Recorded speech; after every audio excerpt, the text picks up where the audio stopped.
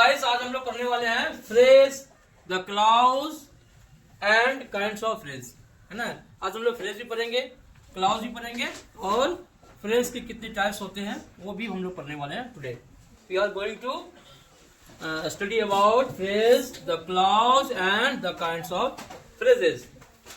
तो first of all guys हम लोग फ्रेज को, है ना, फ्रेज को हिंदी में क्या बोलते हैं, है ना। बहुत ही ये क्या कहते हैं ट्विस्ट वाला थोड़ा सा ये टॉपिक्स है। ध्यान से देखोगे तो बिल्कुल समझ में आएगा, कोई बड़ा बहुत बड़ी चीज नहीं है, लेकिन अक्सर लोग कंफ्यूज कर जाते हैं। तो देखो फ्रेज का हिंदी वर्ड होता है, हिंदी में जो सेंस होता है वो होता है हिंदी मतलब वाक्यांश। क्या होता है? वाक्यांश। वाक्यांश का मतलब वाक्यों के अंश।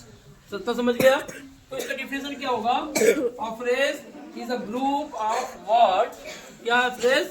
ग्रुप ऑफ वर्ड्स है, शब्दों का समूह है ना। फ्रेज जो है, वाक्यांश जो है, क्या है? शब्दों का एक समूह है।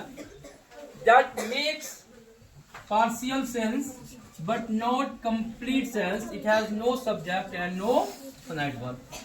और इसके सब्जेक्ट भी नहीं होते हैं, इसके फिनाइट वर्ब भी नहीं होते हैं। फिनाइट मतलब मुख्य क्रिया, फिनाइट वर्ब मीन्स मुख्य क्रिया। जैसे कि देखो यहाँ पे गो है, रीड है, राइट है, स्पीक है, ईट है, तो ये सब क्या मुख्य क्रिया है और इसको हम फिनाइट वर्ब बोलते हैं। विदाउट टू जो भी वर्ब आएगा that is called finite verb. इतना याद रहेगा ना, फिनाइट वर्ब, कंफ्यूज नहीं होना। तो a phrase is a group of words that makes partial sense but not complete sense. It has no subject and no finite verb. देखो तो क्या कहते हैं? फ्रेज शब्दों का ऐसा समूह है जो पूरा अर्थ नहीं देता है, जो कंप्लीट सेंस नहीं देता है, केवल आंशिक क्या होता है अर्थ देता है। इसमें सब्जेक्ट और फिनाइट वर्ब नहीं होता है, ठीक है ना। फॉर एग्जांपल से समझते हैं, इन अ कॉर्नर, एक कोने में, है ना, अ चेन ऑफ गोल्ड, सोने की चेन, अ गुड जॉब, अच्छा काम, इन द ईस्ट, पूर्व में, अंडर द टेबल, मेज के नीचे, अ बंच ऑफ फ्लावर, फूलों का गुच्छा, रनिंग फास्ट, तेज दौड़ते हुए, है कि नहीं है? देखो इसमें क्या है ना, तो इसमें कोई सब्जेक्ट है कि नहीं? नहीं, इससे पूरा कोई अर्थ निकलता है। और क्या है ना, तो इसमें कोई फिनाइट वर्ब है। जब भी इसमें यूज किया गया है या तो जिरंड का यूज किया गया है या तो बिना जो फिनाइट वर्ब का यूज किया गया है। और चेन ऑफ गोल्ड, है ना, न सब्जेक्ट है न कुछ। इस तरह के जो वाक्यांश होते हैं, इस तरह के जो वाक्य के अंश होते हैं, इसी को हम लोग क्या बोलते हैं? फ्रेज बोलते हैं। क्या बोलते हैं हम लोग? फ्रेज बोलते हैं, ठीक है ना। चलो तो याद रख, क्या रखेंगे इसमें? याद रखने वाली चीज क्या है? तो phrase has no subject and finite verb, है ना। ये चीज याद रखना। क्या चीज याद रखोगे? फ्रेज जो होते हैं इसमें क्या होते हैं? सब्जेक्ट और फिनाइट वर्ब नहीं होते हैं, ठीक है ना। दूसरा देखो, दूसरा क्या? अ फ्रेज में contain a non finite verb, जिसको हम लोग जिरंड के रूप में, पार्टिसिपल के रूप में, इंफिनाइट के रूप में, इंफिनिटिव के रूप में, इंफिनिटिव मतलब विद टू गो, है ना, इंफिनिटिव में टू गो, टू रीड, है ना, टू कम, टू स्पीक, ये सभी क्या है? इंफिनिटिव है, क्योंकि वर्ब तो है लेकिन इसमें टू लगा हुआ है, इसको इंफिनिटिव बोलते हैं, कि नहीं है?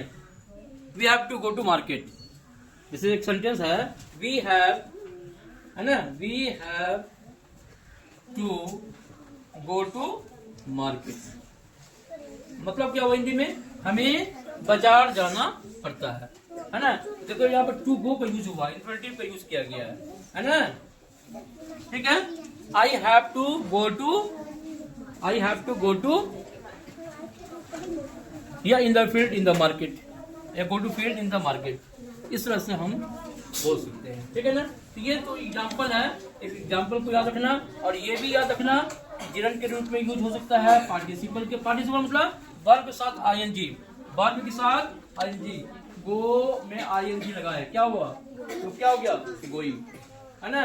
और ईट प्लस आईएनजी, है ना, तो क्या हो गया? ईटिंग, इस तरह से, ठीक है ना। और इंफिनिटिव ग्रुप में तो दो चीज में जहां पे तुमको दिखाई पड़े, पटाख से क्या करना है? बोल देना है कि फ्रेज है ये, ठीक है ना।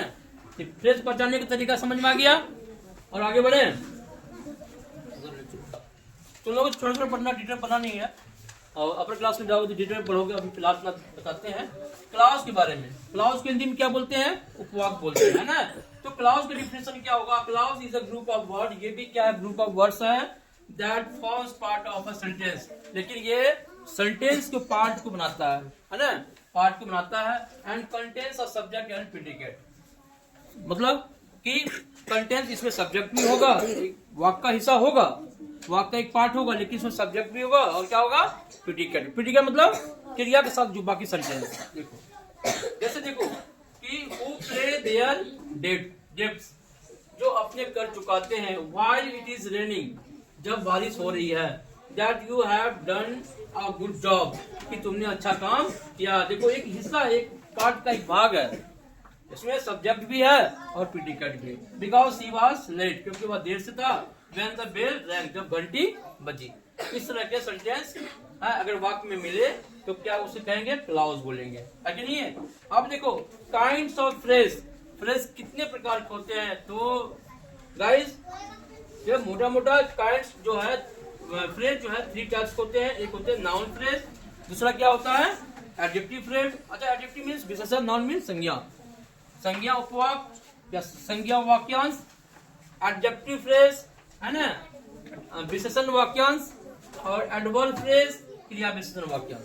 क्रिया विशेषण के रूप में है, एडजेक्टिव के रूप में अगर वाक्यांश है तो हम लोग पहचानने के बाद में पढ़ेंगे, तैयारी देखेंगे कैसे पहचानोगे कि एडजेक्टिव फ्रेज है, कि एडवर्ब फ्रेज है, नाउन फ्रेज है ना, ये सब ठीक है। अब देखो अब नाउन फ्रेज के बारे में बात करते हैं। नाउन फ्रेज, नाउन फ्रेज क्या है? और noun phrase is a phrase, noun phrase एक ऐसा फ्रेज होता है, ऐसा वाक्यांश होता है that does the work of noun, जो नाउन के लिए काम करता है। जैसे प्रोनाउन किसके लिए काम करता है? नाउन के लिए ना। तो ये जो फ्रेज है नाउन फ्रेज, ये किसके लिए काम करेगा? नाउन के लिए काम करेगा। नाउन मतलब समझ रहे हो ना, name of anything, any person, any things, any place. दुनिया में जो चीजें हैं, हर चीजें का नाम है, और उसी नाम को क्या बोलते हैं? नाउन्स कहते हैं। तो जो फ्रेज नाउन का काम करे उसे नाउन फ्रेज कहते हैं। जैसे रीडिंग बुक, किताबें पढ़ना। एक्सरसाइज क्या कहते हैं? Exercise I know the secret. यहाँ देखो नाउन फ्रेज का a new tune, a variety of sweets, क्या है? नाउन के लिए काम कर रही है noun phrase. A good job, getting up early in the morning, सवेरे सवेरे सुबह उठना। टू हेल्प द पुअर, देखो ये सब नाउन के लिए काम करेगा, नहीं करेगा? टू हेल्प द पुअर, गरीबों के लिए काम करना। कोई काम कौन काम करेगा? कोई आदमी नहीं करेगा यार, टेबल कुर्सी थोड़े करेगा, कैमरा फोन मोबाइल थोड़े करेगा, कौन करेगा? नाउन करेगा। टू हेल्प द पुअर, है कि नहीं? अच्छा getting up early in the morning, सब रोज सवेरे उठना, है ना, सब सुबह सवेरे उठना। कौन उठता है? हम लोग उठते हैं ना, तो नाउन हम लोग हैं। अच्छा a good job, variety of sweets, ये भी नाउन है, नाउन के लिए काम करता है। ये सब क्या है? आपका वाक्यांश है। अब देखो यहाँ पे देखो, अब एक्सरसाइज देखो, I know the secret, I know the secret, इसमें कौन सा क्या करते हैं? फ्रेज है। ये फ्रेज जो है नाउन फ्रेज है। द सीक्रेट क्या है? द सीक्रेट फ्रेज है। और ये फ्रेज है, किसी को पहचानना है इसमें। इस तरह के और भी सेंटेंस लिखते हैं, उसको पहचानना है कि her mother promise to help, her mother promise to help. तो ये बताइए इसमें फ्रेज कौन सा है? टू हेल्प है। क्यों? ये इन्फिनिटिव के साथ आया हुआ है, ये वाक्य का छोटा सा अंश है ना। टू टेल सच अ लाई, इस तरह का झूठ बोलना, है ना, झूठ बोलना इज ग्रेसफुल, अमाननीय है ना, ठीक नहीं है। तो टू टेल सच अ लाई ये भी क्या है? एक फ्रेजल आपका वर्ड है, ग्रुप ऑफ वर्ड है ना। दूसरा देखो, he likes listening to music, तो ये जो हो गया आपका ये छोटा सा जो आंसर है लिसनिंग टू म्यूजिक, इसमें सब्जेक्ट नहीं है लेकिन ये म्यूजिक सुनना पसंद करता है।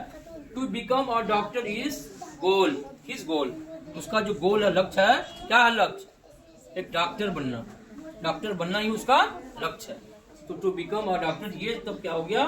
फ्रेज हो गया, है ना। और इसी तरह से देखो, he loves reading stories, Jane wanted to win the trophy, तो टू विन द ट्रॉफी क्या हो गया, एक फ्रेज है कि नहीं है। इस तरह से you enjoy playing the badminton, यानी बैडमिंटन खेलते हुए तुम क्या कर रहे हो, एंजॉय करते हो। तो बैडमिंटन खेलते हुए प्लेइंग द बैडमिंटन, ये क्या हो जाएगा, फ्रेज हो जाएगा। बात समझ गया।